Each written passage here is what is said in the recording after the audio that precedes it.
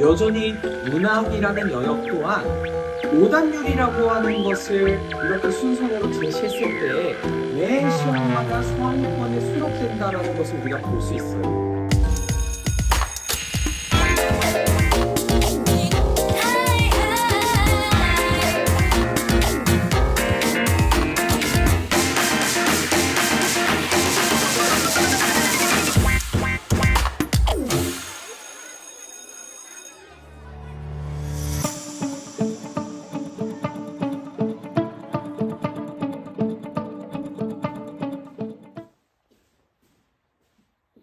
안녕하세요.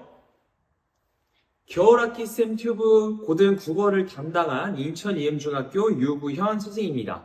오늘은요, 세 번째 수업으로 변별력 극복하기 현대문학편 준비했습니다. 자, 지난 시간과 마찬가지로 화면 한번 보고 갈게요.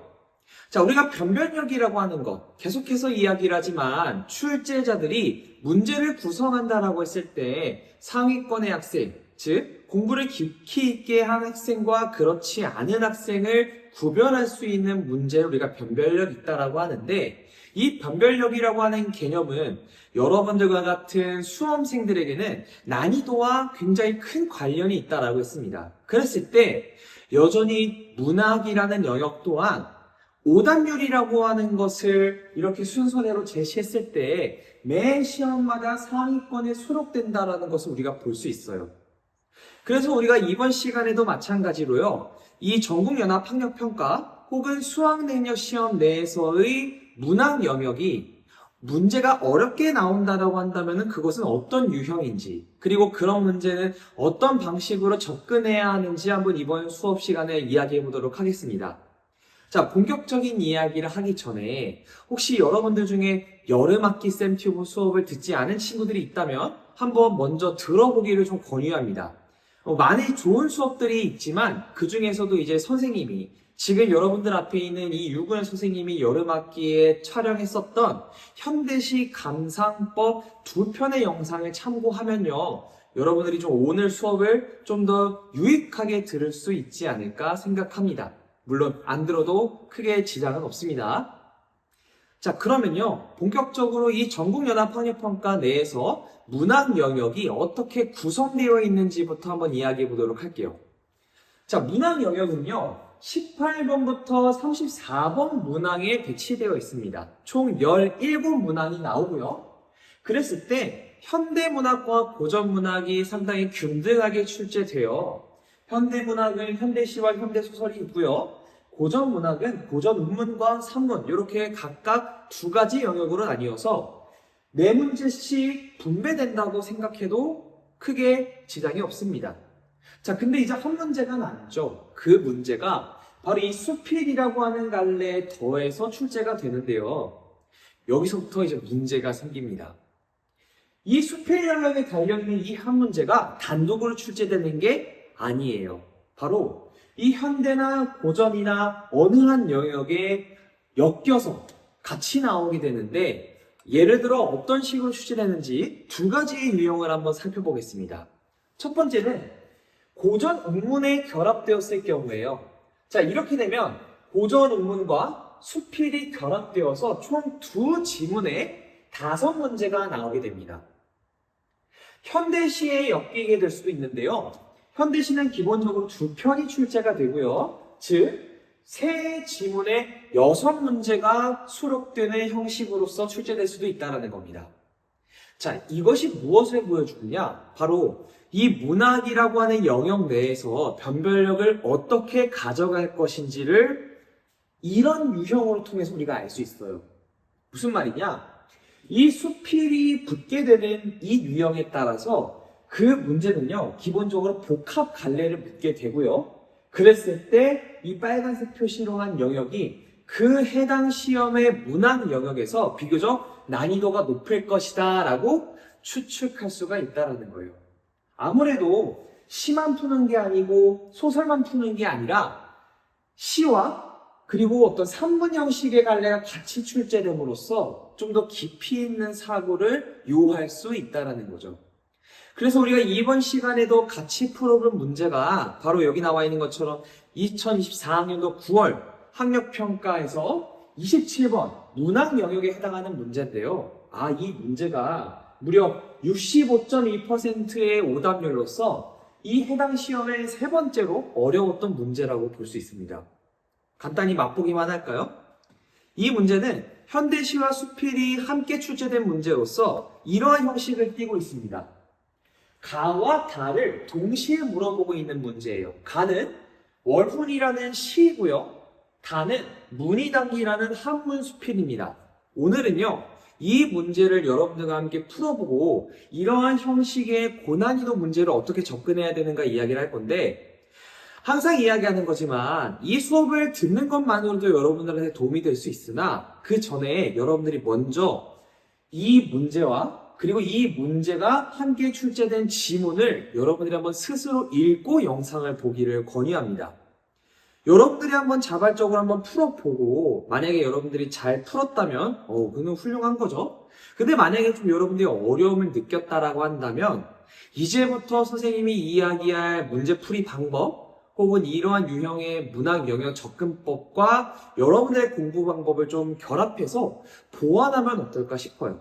그냥 듣는 것도 좋지만 여러분들이 한번 먼저 접근을 해본다면 좀 더 익숙해서 필요한 부분을 좀 더 여러분들이 잘 골라낼 수도 있겠죠. 자, 그러면 잠시 영상을 멈춰두고 2024학년도 9월 전국연합학력평가 문학 영역에서 22번부터 27번까지 해당하는 문제입니다. 한번 풀어보고 영상을 시청하면 어떨까요?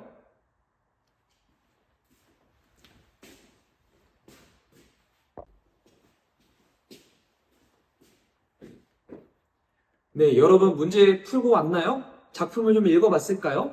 혹시 여러분들이 문제를 푸는 과정에서 여기 화면에 나 있는 이 27번 문제가 좀 유독 어렵게 느껴졌다면 이 영상이 여러분들한테 더욱더 도움이 될 수 있겠네요.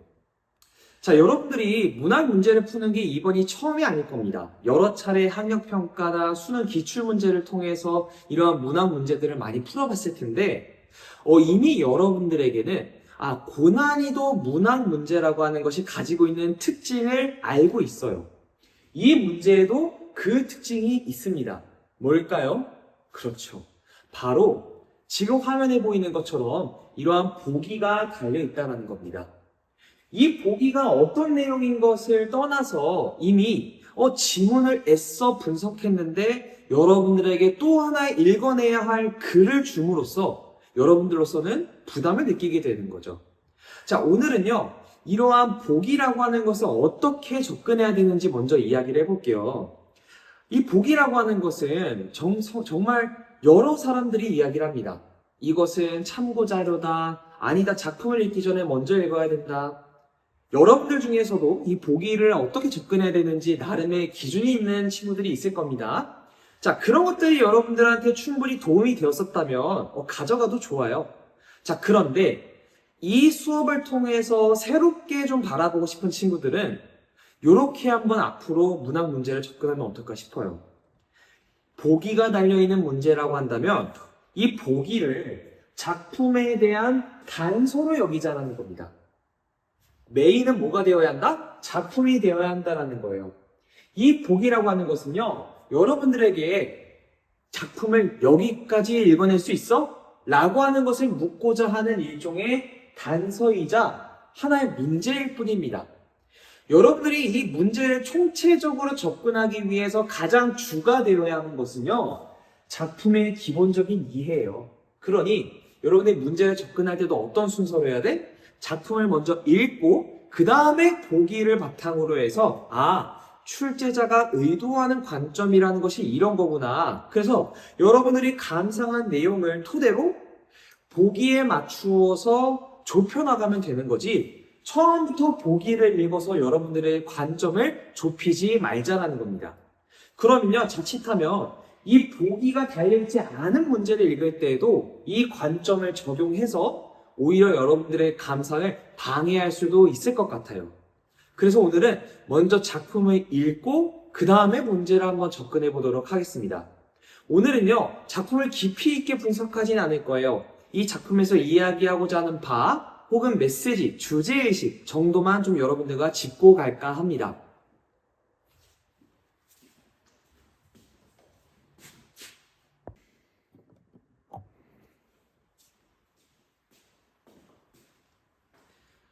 자, 그럼 먼저 보겠습니다. 박용래 시인의 월훈이라는 작품인데요.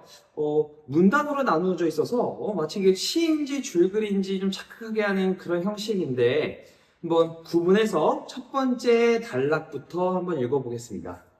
첩첩 산중에도 없는 마을이 여긴 있습니다. 입진 사이길 저 모래뚝 그나마 감기슬개서도 보이진 않습니다. 허방다리 드러내면 보이는 마을. 여러분, 이 첫 번째 단락을 읽었을 때 이미 이것이 시이긴 하나 이 시적 화자가 말하는 투로 보아 상당히 시도 시이지만 이야기 같다라는 느낌을 받았을 겁니다. 그러면 이야기를 하고 있다면 무엇에 대해서 이야기를 하느냐? 그렇죠. 바로 여기 있는 이 마을이겠죠. 이 마을이라고 하고 있는 것이 시적 대상이에요. 시적 화자가 누구인지 명확하게는 알 수 없어요. 그러나 시적 화자가 마을이라고 하는 것을 보고 있는 상태에서 독자에게 이야기를 하고 있구나. 이 정도는 한번 감을 잡고 가봅시다. 자, 그러면 마을이 있으니까 시적 화자 이 마을을 어떻게 바라볼 것인가? 이런 것들도 한번 생각해보면 좋겠죠? 자, 근데 이 마을이 어떤 마을이냐? 그 너머 강기슭, 그러니까 강 근처에서도 보이지 않는 허망다리를 드러내야만 보이는 마을이래요. 허망다리가 여러분들 뭔지 모를 거예요. 그래서 여기 이렇게 주석이 달려있죠. 허망다리라고 하는 것의 사진은 이러합니다. 구덩이 깊이 있는 것. 즉, 허망다리 드러내면 보이는 마을이라고 하는 것은 이러한 구덩이를 가리고 있는 풀을 드러내야만 보이는 마을이라고 하는 거예요. 자, 어떤 마을인지 좀 감이 잡히나요? 감이 안 잡히면 다음 단락에서도 마을에 대해서 계속해서 이야기하고 있으니까 한번 읽어봅시다. 갱속 같은 마을, 꼴깍, 해가, 노릇꼬리 해가 지면 집집마다 동당에 불을 켜지요. 콩깍지처럼 후미진 외딴집, 외딴집에도 불빛은 앉아 이슥토록 창문은 모가빛입니다. 자, 어떤 마을이라고 하고 있냐면 갱속 같답니다. 그러니까 동굴을 이야기하는 거예요. 자, 허망다리를 드러내야만 보이는 마을, 굴속 같은 마을. 자, 이러한 표현들로 보아 마을은 어떤 특성을 가지고 있다고 볼 수 있을까요? 그렇죠. 이 마을이라고 하는 이 시적 대상은 상당히 후미진 곳에 사람이 살까? 라는 의구심이 들 것 같은 위치에 있는 마을이라는 걸 알 수 있을 것 같아요. 자, 노릇꼬리 같은 해. 노릇꼬리는 아주 짧아요. 해가 짧다라는 겁니다. 그럼 우리 계절까지 가볼까? 그쵸. 겨울이라고 할 수 있겠죠. 해가 지면 집집마다 불을 켜겠죠. 근데 그런 와중에도 콩깍지처럼 아주 후미진 외딴집. 이 후미진 곳에 있는 마을에서도 후미진 외딴집이 하나 있답니다. 외딴집. 다른 마을들과 이렇게 어울려져 있는 곳이 아니라 혼자 있는 집이라는 거예요. 자, 이 집에 사람이 살아요? 그렇죠. 왜? 외딴집에도 불빛이 창문을 모가빛으로 만든다잖아. 지금 이 외딴집에는 사람이 살고 있습니다. 지금 이 시적 화자의 시선이 어떻게 이동되는지도 여러분들 감을 잡을 수 있을 거예요. 처음에는 마을 전체를 조망하는 것처럼 하다가 점점 한 깊이 있는 마을, 그 중에서도 외딴집, 그리고 그 외딴집의 창문빛, 점점점 시선이 좁혀지고 있다는 걸 알 수 있겠죠? 이 외딴집에 살고 있는 사람에 대해서도 다음 단락에서 이야기해 줍니다. 긴 밤입니다. 시간이네요. 외딴집 노인은 홀로 잠이 깨어 출출한 나머지 물을 깎기도 고구마를 깎다 문득 바람도 없는데 시나브로 풀려 내리는 집단. 집오라기에 설레임을 듣습니다. 귀를 모으고 듣지요. 후루룩 처마기새 날에 묻는 이름 모를 새. 새들의 온기를 생각합니다. 숨을 죽이고 생각하지요. 자, 이 외딴집에 살고 있는 사람의 정체가 밝혀졌네요. 바로 한 노인이 살고 있어요. 지금 시적 화자가 바라보고 있는, 관찰하고 있는 대상입니다. 자, 노인이 뭐 하고 있냐면 자다가 깼어요. 홀로 살고 있습니다. 배가 고픈 나머지 무나 고구마 같은 주전부리를 먹어요. 근데 그게 중요한 게 아니야. 그러다가 문득 바람이 없어야 하는데 신압으로 천천히 풀리는 집단을 느낍니다. 집단이 털털털털털 풀리는 거야. 자, 그 소리를요, 아, 집단이 풀렸네? 묶어야겠다. 이렇게 넘어가는 것이 아니라 그 소리를 뭐라고 표현하고 있냐면 설레임이라고 이야기합니다. 이 소리가 설렌다라는 거예요. 자, 이 설레임은 누구의 설레임일까요? 그렇죠. 노인의 설레임이죠. 노인이 집오라기가 풀리는 소리를 들으면서 뭘 느끼고 있다? 설레임을 느끼고 있는 겁니다. 우리가 설렌다라는 감정은 뭐예요? 예상치 못한 것이 찾아왔는데 그게 어때요? 좋다라는 거죠. 그러니 귀를 모으고 들어요. 자, 한편 후루룩 후루룩 하는 소리가 들리는데 이 소리는 처마 깃, 이 외딴집에 이 처마의 깃부분에 새들이 날개를 이렇게 파묻고 있대요. 추운이가 그랬겠죠? 그 새 소리가 들리나 봐. 그 새들의 온기를 생각합니다. 어떻게 생각해요? 새가 있네가 아니라 숨을 죽이고 새가 있는 거, 새가 날개를 물었나 봐. 이렇게 생각한다는 겁니다. 왜 숨을 죽여요? 이 새들의 온기를 좀 더 집중해서 느끼고 싶은 거겠죠. 자, 지금 이 단락에서는요, 이 노인이 집에서 무엇을 하고 있는가? 시적 화자가 관찰한 결과예요. 크게 두 가지를 하고 있었어요. 집오라기의 설레임을 귀를 모으고 듣는 것이 하나, 새들의 온기를 숨을 죽이고 생각하는 것이 하나, 총 두 가지의 노인의 행동을 묘사하고 있습니다. 자, 그러면 지금 전반적으로 여기까지 봤을 때 마을부터 집, 그리고 노인의 행동, 이렇게 점차 시적 화자가 좀 더 자세하게 묘사를 더해 나가고 있다는 걸 느끼는데, 이런 전반적인 묘사를 통해서 우리가 느낄 수 있는 건 무엇일까요? 아마 여러분들은 외로움을 느꼈을 거예요. 자, 그런데 이 외로움을 구별해 줄 수 있어야 됩니다. 어떻게 구별하냐면, 이 외로움은 지금 노인이 느끼고 있는 감정이냐? 아닙니다. 아니에요. 누가 느끼고 있는 감정이냐? 이 노인을 보고 있는 시적 화자의 묘사를 통해서 우리가 떠올릴 수 있는 감정일 뿐인 겁니다. 무슨 말이냐? 이 외로움에 차이가 있다라는 거예요. 노인이 만약에 선생님을 예로 들어볼게요. 만약에 여러분들 중에 누군가가 선생님한테 선생님 주말에 뭐 하셨어요? 라고 물어봤다고 해봅시다. 그럼 선생님이 이렇게 답을 해요. 선생님 주말 동안에 방에 있는 개미와 즐거운 시간을 보냈어. 네? 개미가 있길래 선생님 팔에도 한번 앉혀보고 발에도 한번 앉혀보고 선생님이 즐겨있는 책에도 앉혀서 같이 읽었어. 아주 좋은 시간을 보냈단 말이야. 자, 여러분들의 반응은 어떨까요? 한 열의 아홉은 네 하고 선생님 왜 이렇게 짠하지? 친구 없나? 이런 생각을 할 겁니다. 그건 누가 느끼는 거예요? 여러분들이 느끼는 거예요. 정작 그런 이야기를 하고 있는 선생님의 말투는 어땠어요? 아주 즐거웠어. 실제로 진짜 개미랑 즐거운 시간을 보낸 거야. 마찬가지예요.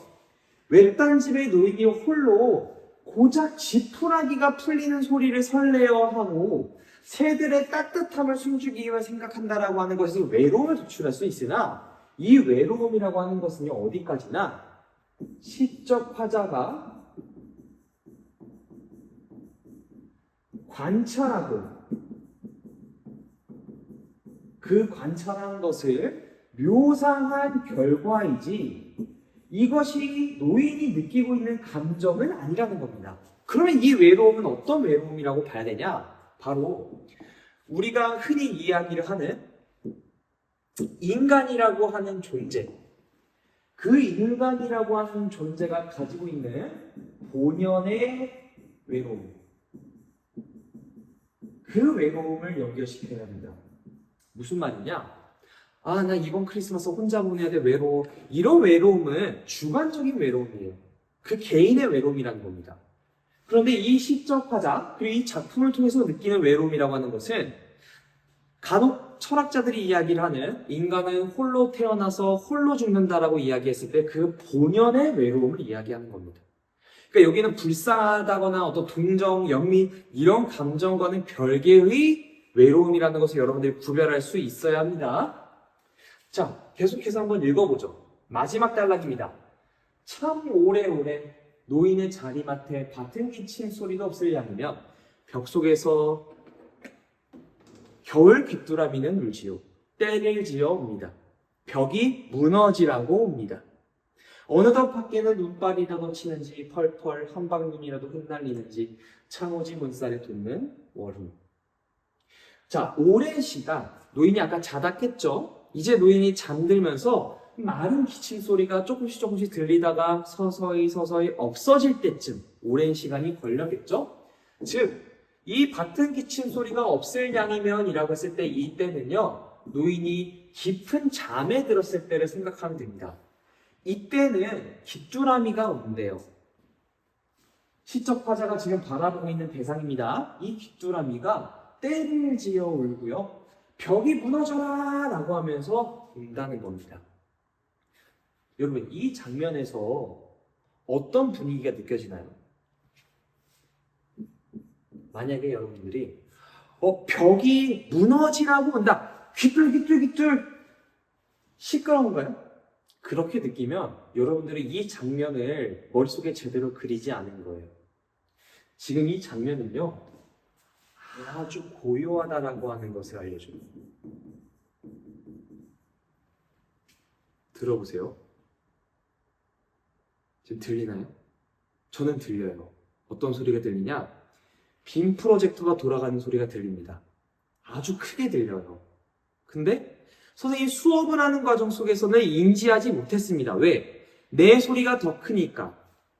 귀뚜라미 소리가 그동안은 들리지 않았다가 노인이 자니까 이제 올까? 해서 오는 게 아니야. 귀뚜라미는 계속해서 겨울 동안 울고 있었어요.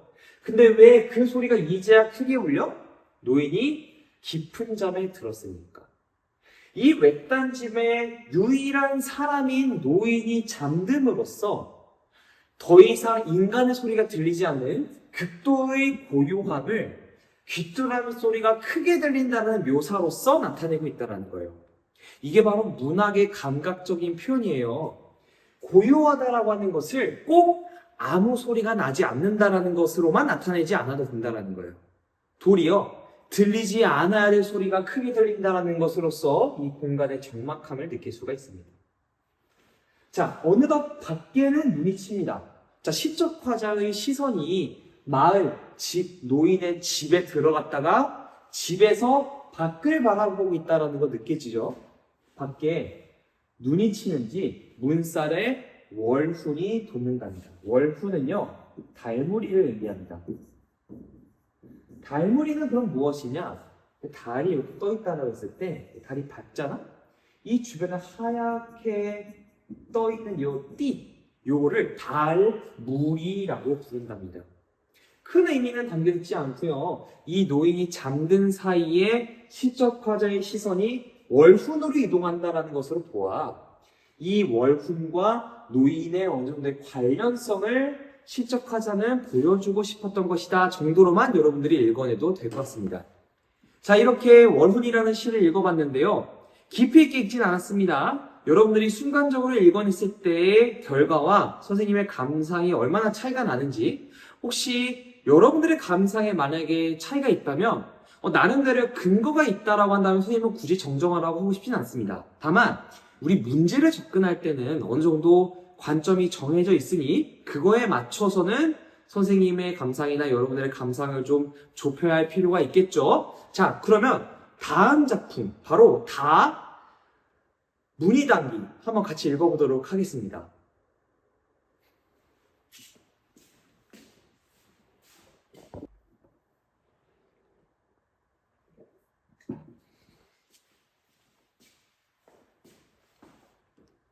자, 그러면 다음 작품, 문이단기 한번 같이 읽어보도록 하겠습니다. 문이단기는요, 아까 이야기한 것처럼 수필입니다. 한문 수필인데요. 우리가 수필이라고 하는 갈래를 떠올렸을 때 떠오르는 특징들이 있죠. 수필이라고 하는 것은 기본적으로 글쓴이가 실제로 경험한 일들 중 유의미한 것을 소재로 삼은 글이라고 이야기를 합니다. 그래서 실제로 문이단기라고 하는 이야기도 글쓴이가 겪은 일일 거고요. 실제로 겪은 일 혹은 실제로 들었던 생각들을 글로 쓰기 때문에 그렇게 주제라고 하는 것이 우리가 떠올리기에 어려울 만한 내용은 아니에요. 충분히 글을 읽고 그 주제의식을 파악할 수 있다라고 하는 겁니다. 그리고 기본적으로 좀 길이가 그렇게 길지 않기 때문에 충분히 작품 속에 나와 있는 표현들이나 말로써 어떤 주제의식을 다루고자 했는지도 우리가 유추할 수 있을 겁니다. 자, 그러면 첫 번째 단락부터 한번 보겠습니다. 시리가 자신의 집 이름을 문이당이라 하고 나에게 편지를 보내요. 아, 나는 주인공이고요. 시인이는 어떤 사람입니다.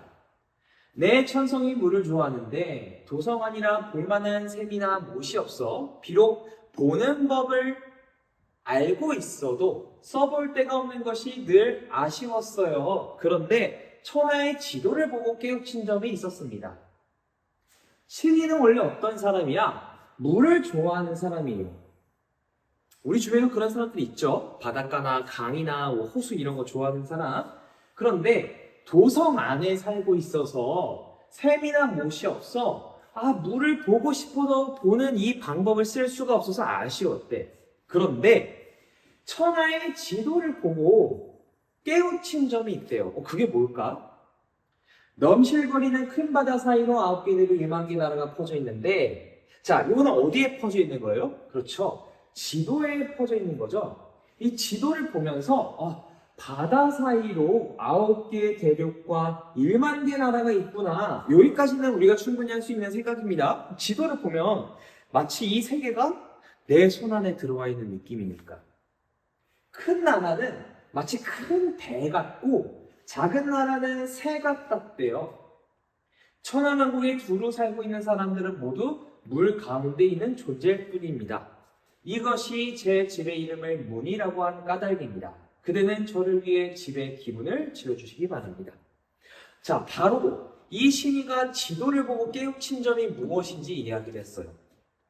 자, 여러분들이 만약 세계 지도를 본다고 해봅시다. 아메리카, 아프리카, 유럽 이런 여러 가지 대륙이 있고요. 우리나라 같은 작은 나라들도 분명히 있겠죠. 자, 그런데 그거를 보면서 뭘 떠올렸냐면 결국에는 이 천하의 여러 나라에 살고 있는 사람들은 결국에는 모두 어떻다? 물에 있는 존재일 뿐이구나 라고 하는 것이 깨우친 점이라는 거예요.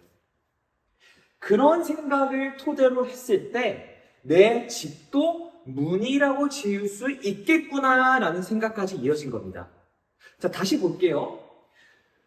도성 아니라 물을 볼 수가 없어요. 근데 자기 집을 물결무늬 집이라고 지었답니다. 그러면 주변 사람들이 이상하게 생각할 수도 있어. 아니, 너 물결을 봐? 가끔 보기나 하니? 그런데 왜 집을 물결무늬당이라고 지었어? 라고 물어볼 거야. 그랬을 때 신이는 어떻게 대답할 거냐? 내가 지도를 봤거든? 깨우친 적이 있어. 뭐냐면 결국에는 우리나라나 큰 나라나 다 큰 바다에 있더라고. 그러니까 우리는 모두 다 바다에 가까이 있든 멀리 있든 도성 아니라서 보이든 안 보이든 모두 물 가운데 있는 존재야. 그러니 나도 물 가운데 집을 지은 사람이야. 그래서 문이당이야 라는 말을 할 수가 있다는 거죠. 이 수필의 주제의식이 이겁니다. 이것만 잘 잡고 가면요, 뒤에 있는 내용이 여러분들은 크게 어렵지 않을 거예요. 그래서 나에게 이 집에 대한 글을 써달라고 하는 것이 이 편지의 요지예요. 자, 그러면 이 편지를 받고 어떤 반응을 보일까? 너 제정신이니? 라고 할까? 혹은 다른 이야기를 할까? 한번 봅시다. 나는 편지를 보고 웃으며 말했대요. 세상에는 본래 그 실물은 없으면서도 이름을 차지하는 경우가 있으니 지금 그대가 집에 이름을 붙인 것이 바로 그 실물이 없는 것이라 할 수 있겠소. 자, 여기까지 봤을 때 나가 신이의 말에 동의하고 있는 것 같은가요? 동의하지 않고 있는 것 같은가요? 여기까지는 좀 애매해요. 동의를 안 하는 것 같아요. 왜냐면 실물이 없는데 이름을 차지했다? 요거는 보이지 않는데 이름을 가지고 있다라고 하니 뭔가 허상인 것 같잖아. 너가 이름 붙인 게 그런 거야. 마치 동의하지 않는 것만 같아. 그런데 비록이라고 말하고 있죠. 그러나 그대도 이러한 생각에 할 말이 있겠지. 이러한 말을 듣고 반대하겠지. 나도 그래 라는 이야기를 하고 있어요. 자, 이제부터 자기가 하고 싶은 말 합니다. 지금 바다의 섬 가운데 집을 짓고 사는 사람이 있다면 사람들은 반드시 물에 산다고 하지 산에 산다고 하지 않겠지요. 그쵸? 바다의 섬 가운데 집을 짓고 사는 사람. 이 사람은 누가 봐도 물에 사는 사람입니다. 바다의 섬 가운데 집을 짓고 사니까 바다가 보이겠죠?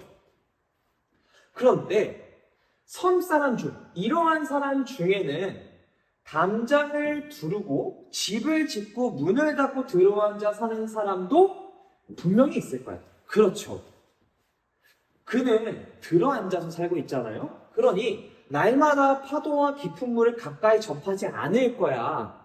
그러나 물에 사는 게 아니라고 할 수 있나요? 안 된다는 거죠. 지금 나는요, 두 가지 예시를 들고 있어요. 첫 번째는 바다의 섬 가운데 집을 짓고 사는 사람. 이 사람은 대놓고 바다 보이는 곳에 사는 사람입니다. 누가 봐도 매일마다 바다를 본다는 뜻이겠죠? 매일 바다를 봄.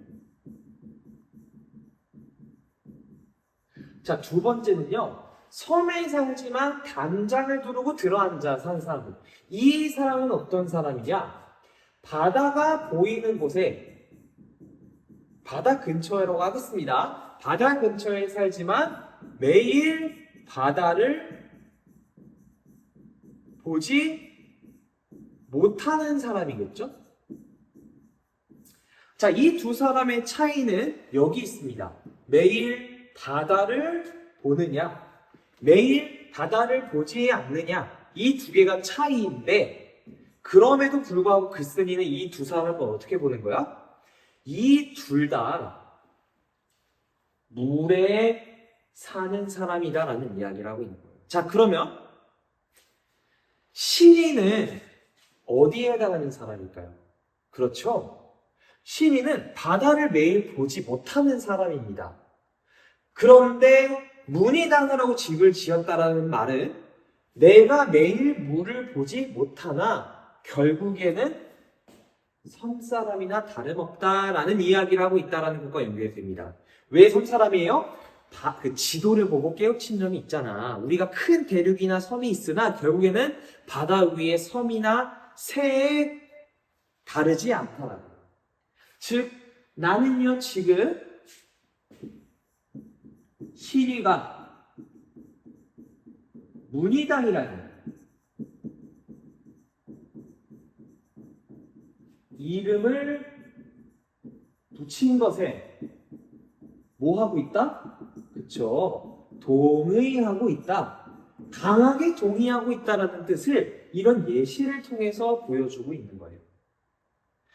이와 같은 이치, 어떤 이치예요? 매일 물을 보지 않아도 바다에 산다라고 말할 수 있으며 그런 사람들을 물에 사는 게 아니라고 말하면 안 된다는 그런 이치를 다 그렇다고 인정해. 근데 내가 왜 너의 말에만 의심을 품겠냐? 라는 것은 이제 이게 우리가 고전 문화들 읽다 보면 이런 표현들이 되게 많이 나오죠. 뭐 어떻게 뭐랄까요? 좀 되게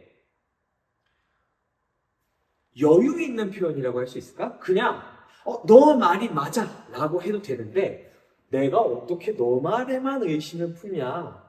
이렇게 여유 있게 상당히 재치 있다라도 볼 수 있는 이런 표현을 사용한다라고 하는 것은 의심하지 않겠다라는 거죠.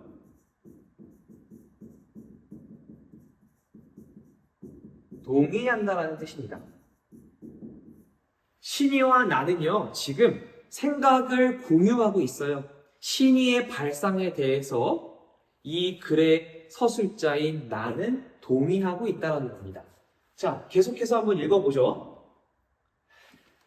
나가 이야기를 합니다. 대지는 하나의 섬이고 세상 사람들은 섬 사람이라오. 비록 배를 집으로 삼아 물 위를 떠다니면서 날마다 물과 더불어 살아가는 사람이라 하더라도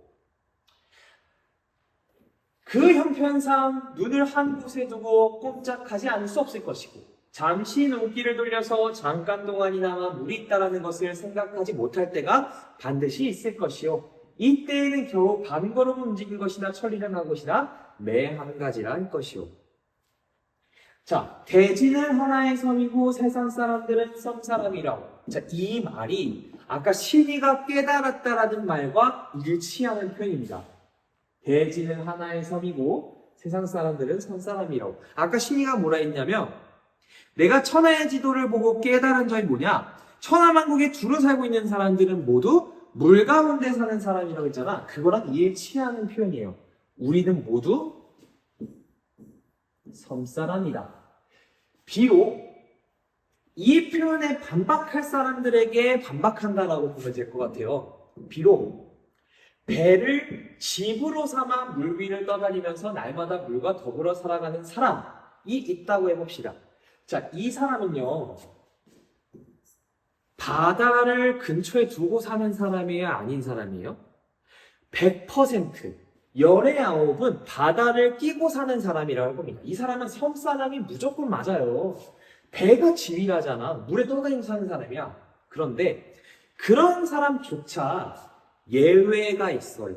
어떤 예외냐? 형편상 한 곳에 눈을 두고 꼼짝하지 않을 수는 없을 것이고 잠깐 눈길을 하늘이나 아니면은 지루하니까 손가락을 이렇게 볼 수도 있잖아. 그런 생각을 못할 때가 반드시 있을 것이야. 이거는 일종의 예외 상황이에요. 어떤 예외 상황? 물을 보지 못하는 상황. 자, 그러면 여러분들이 만약에 이런 이야기를 듣고 있는 사람이라고 했을 때 나 배에 살거든. 근데 하루에 1시간 정도는 하늘 보고 있어. 그래서 나는 하루에 1시간은 물에 살지 않는다라고 말할 거야. 이렇게 말했다고 해서 여러분들은 동의할까요? 동의하지 않겠죠. 뭐라고 이야기해 줄 거야? 너가 잠깐 물을 못 본다고 해서 너가 물에 살지 않는 사람이야? 너 결국엔 물 위에 떠 있잖아 라고 말하겠죠. 똑같은 겁니다. 자, 신이라고 하는 사람은 어떤 사람이에요? 도성 안에 살고 있어요. 그러다 보니 물을 보지 못합니다. 원래 같았으면 도성 안에 살아서 물을 보지 못함으로 신이는 어떤 사람이어야 돼? 섬 사람이 아니라 육지 사람, 내륙 사람이어야 해요. 그런데 지도를 보고 뭘 깨달았어? 나나 이 사람이나 둘 다 어떤 사람이야? 섬 사람, 물에 사는 사람인 거야. 그러니 나도 어떤 이야기를 해줘야 이해되다가 이때에는, 자, 이때라고 하는 것은 이 섬 사람, 배 위에 사는 사람 말하는 겁니다. 이때에는 겨우 반걸음을 움직이는 것이나 천리를 간 것이나 똑같을 것이다. 반걸음을 움직인 건 누구예요? 이 사람이 이야기하는 거예요. 바다가 여기 있어. 나 잠깐 여기 봤거든, 하늘? 반걸음. 반걸음 움직였다라고 해서 나는 물에 살지 않는 사람? 아닙니다. 천리는 누구 이야기하는 거예요? 신이를 이야기하는 거예요. 지금 물로부터 천리 정도가 떨어져 있긴 하거든. 그러나 나는 결국 어떤 사람? 섬산, 물 위에 사는 사람. 똑같은 것이다. 매 한 가지다. 즉, 나라는 사람도 계속해서 어떤 이야기를 하고 있는 거냐? 너가 물이 보이지 않는다고 하여 너는 물을 안 보고 사는 사람이 아니다. 왜? 물에 매일 살고 있는 사람도 물을 못 볼 때가 있다. 그 사람은 어떻게 하고 그 사람은 이 사람은 어떻게 하고 구별할 거냐? 구별할 수 없다. 다 매한가지 우리는 물 위에 사는 사람. 이것이 문희당기의 주제의식입니다. 이 세상에 살아가고 있는, 지구에 살아가고 있는 사람들이 결국에는 다 바다 위에 떠있는 땅에 사는 사람들이라는 측면에서 모두 섬사람이다 라는 주제의식을 도출한 수필이라고 볼 수 있겠습니다. 자, 여기까지 해서 우리가 가와 다의 내용 정리를 마쳤는데요. 자, 이제 우리에게 남은 것은 문제겠죠? 그러면 27번 문제를 다시 보면서 보기가 어떤 관점을 제공하고 있는지, 그리고 묻고자 하는 바가 무엇인지 한번 살펴봅시다. 자, 문제로 넘어가죠.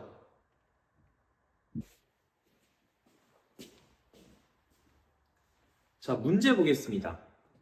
27번. 보기를 바탕으로 가다를 이해한 내용으로 가장 적절한 것은, 자, 보기의 길이가 그렇게 짧지 않지만 그럼에도 여러분들은 짧은 시간 안에 이 보기에서 여러분들의 어떤 감상의 관점을 어떻게 정해주는지 꼭 파악해야 됩니다.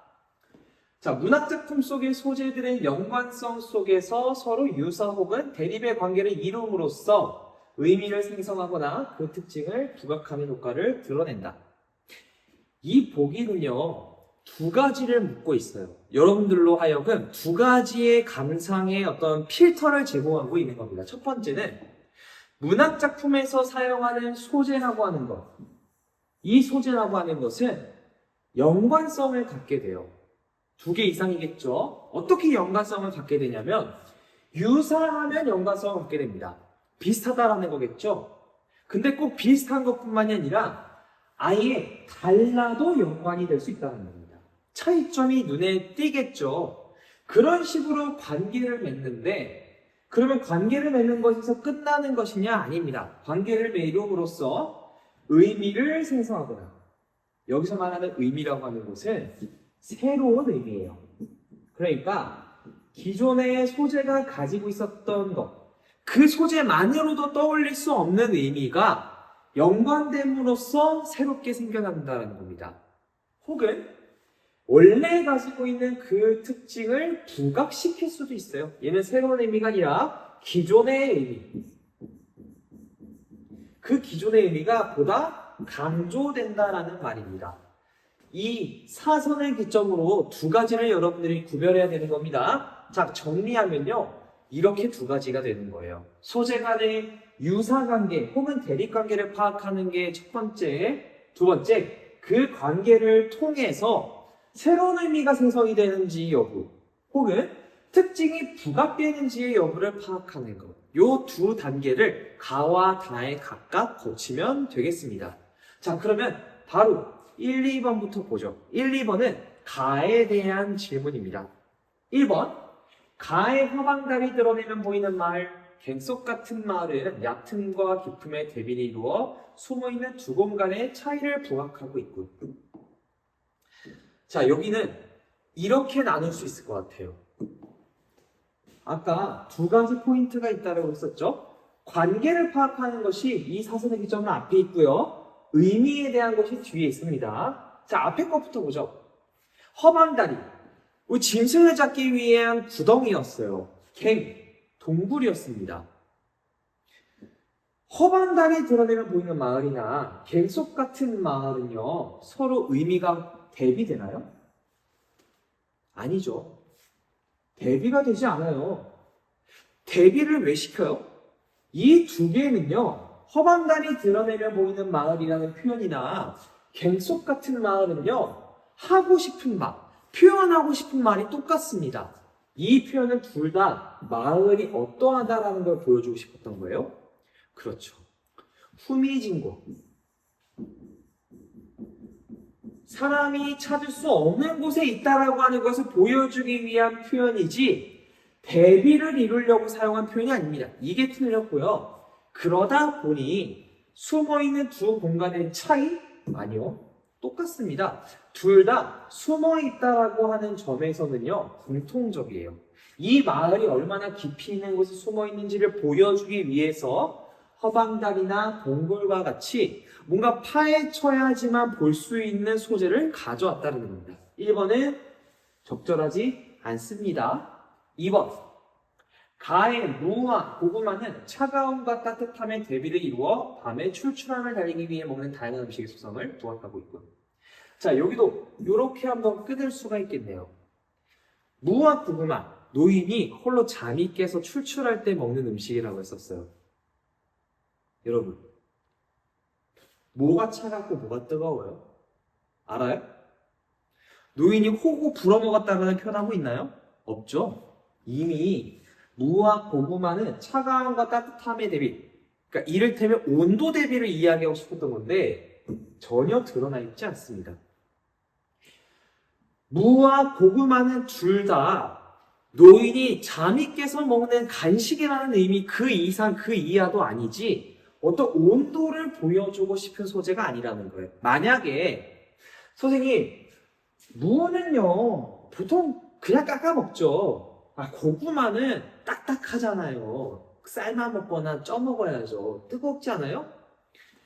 그러면 보여줬어야 돼.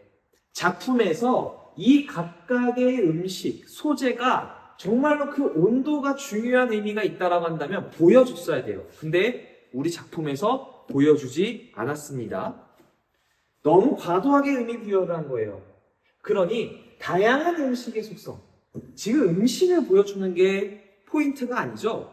그것을 먹다가 문득 들리는 소리, 그게 중요한 거였습니다. 2번도 적절하지 않습니다. 자, 3번, 4번, 5번 다에 대한 선지들을 한번 살펴보죠. 4번 다의 9개의 대륙과 1만 개의 나라는 바다 안의 육지라는 유사성으로 관계를 맺으며 천하의 지도라는 새로운 의미를 생성하고 있고, 여기서 끊어보겠습니다. 자, 신의가 이야기를 했어요. 9개의 대륙과 1만 개의 나라는 바다 안의 육지라는 유사성으로 관계를 맺는다. 여기까지는 맞습니다. 9개의 대륙이나 1만 개의 나라는 무엇을 보면서 떠올린 거냐면 천하의 지도를 보면서 떠올린 거예요.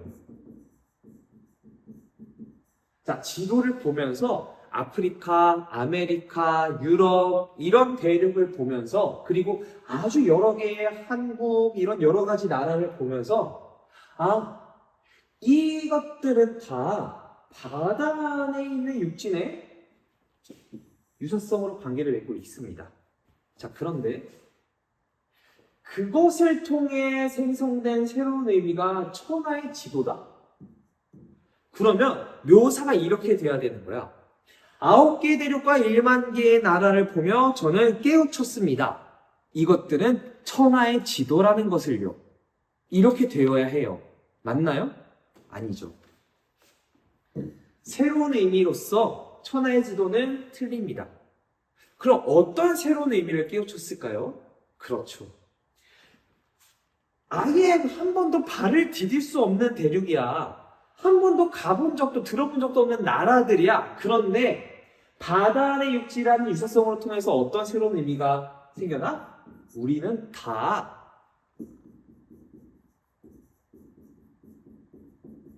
섬에 살고 있구나 라는 새로운 의미를 도출하는 거죠.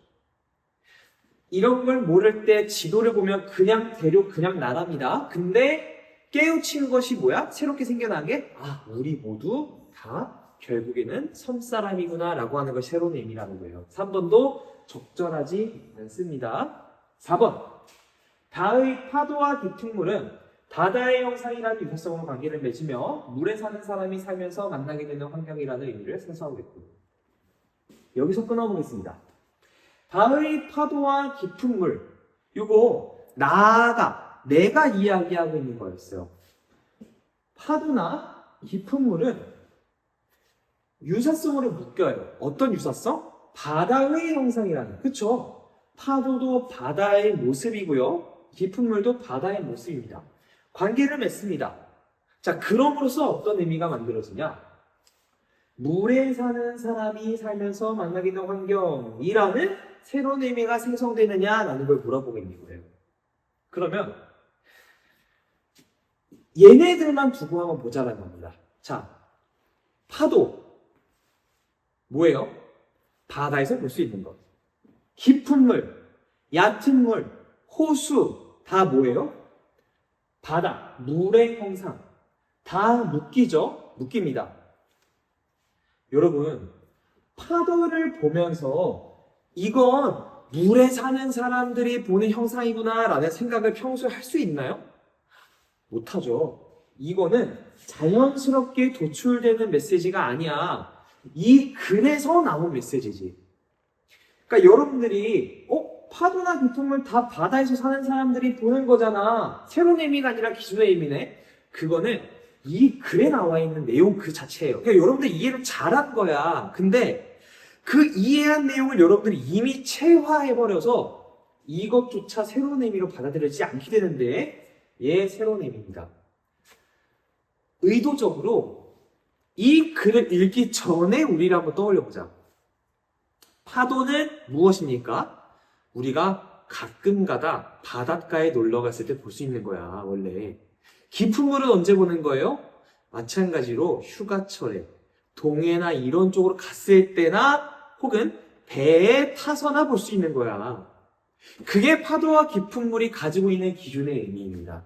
그런데 이 두 개가 바다의 형상이라고 하는 이 유사성으로 얘도 바다고 얘도 바다네? 우리는 어떤 사람들? 물에 사는 사람들. 이거 우리잖아. 우리는 물에 사는 사람이기 때문에 살면서 만나게 되는 환경이야. 이거는 이 글에서 새롭게 탄생한 의미가 되는 겁니다. 이해가 됐나요? 4번이 맞는 설명이 되는 거예요. 파도나 깊은 물은 원래 우리가 살면서 만나게 되는 환경이 아니야. 근데 이 글을 통해서 물에 사는 사람이 살면서 만나게 되는 환경이라는 의미를 새롭게 가지게 된 겁니다. 5번 볼게요. 가을 창문은 모각빛과 긴 밤은 밝음과 어둠의 대비를, 다의 갈매기와 해오라기는 크고 작음의 대비를 이루어 각 소재가 가진 특징을 부합하고 있고, 두 개를 동시에 묶고 있습니다. 모각빛과 긴 밤은 밝음과 어둠의 대비를. 그럴 수 있어요. 불을 켰다라고 했었죠. 창문이 누런 빛인 거야. 긴 밤은 어둠의 이미지죠. 대비 가지고 있습니다. 갈매기와 해오라기는 크고 작음의 대비.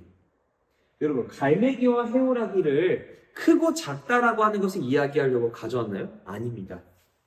갈매기와 해오라기는 공통적으로 다 뭐에 대해서 이야기를 하고 있는 거냐면 지도를 보면서 떠올렸었던 작은 나라에 대한 이야기예요. 즉, 이 두 개는 다 뭐다? 크고 작음의 대비가 아니라 그냥 작음이라고 하는 것을 나타내고 있다는 거예요. 5번도 적절하지 않은 선지가 됩니다. 자, 이렇게 해서 우리 27번 한번 풀어냈는데요. 어때요? 여러분들이 혼자 풀었을 때 선생님의 분석, 일치하는 부분이 있었을까요? 있었으면 선생님은 여러분들한테 좀 개인적으로 칭찬을 좀 해주고 싶고, 만약에 그렇지 않았다면 여러분들의 한번 분석한 내용과 비교해봤으면 좋겠고, 자, 무엇보다 중요한 것은요, 우리가 지금까지는 실전에 돌입하지 않았다라고 했을 때 우리에게 중요한 것은 이해입니다. 이해. 절대로 여러분들이 문제를 많이 맞히는 것에 집중하지 않았으면 해요. 그러면 여러분들을 갉아먹게 되고요. 여러분들이 피로해집니다. 언제나 잘 볼 수 없으니까요. 그러려면 우리가 언제든지 문제를 틀릴 수 있다는 상황에 유연하게 대처하려면 틀렸으면 이해하고 넘어가고 맞았으면 내가 정말 제대로 읽고 맞힌 건지를 점검하는 과정들이 여러분들한테 유의미한 과정으로서 좀 다가오기를 바랍니다. 자, 오늘 수업은 여기까지 하고요. 오늘 배운 내용 중에 궁금한 점이나 혹시 이해 안 된 점 있으면 댓글로 남겨주시면 되겠습니다. 자, 오늘까지 해서 총 겨울학기 쌤튜브 고등국어 변별력 극복하기 수업이 마무리됐습니다. 자, 세 편의 수업이 절대로 여러분들에게 있어서 절대적인 어떤 개념 혹은 내용의 도움 이런 것들이 큰 영향을 끼치기는 어렵다라고 생각을 합니다. 그럼에도 불구하고 여러분들이 공부를 하다가 혹시 막혔을 때, 막연하게 불안함이 들 때, 두려움이 들 때 이 영상에서 선생님이 이야기했었던 어떤 공부 방법이나 접근 방법을 통해서 여러분들의 공부법이 조금 더 보강되고 좀 더 효과적인 쪽으로 나아갔으면 하는 바람입니다. 자, 그럼 여러분들 오늘도 화이팅 하시고요. 여러분들의 앞으로의 전국연합 학력평가나 수학능력 시험에서의 성공적인 결과를 기원하겠습니다.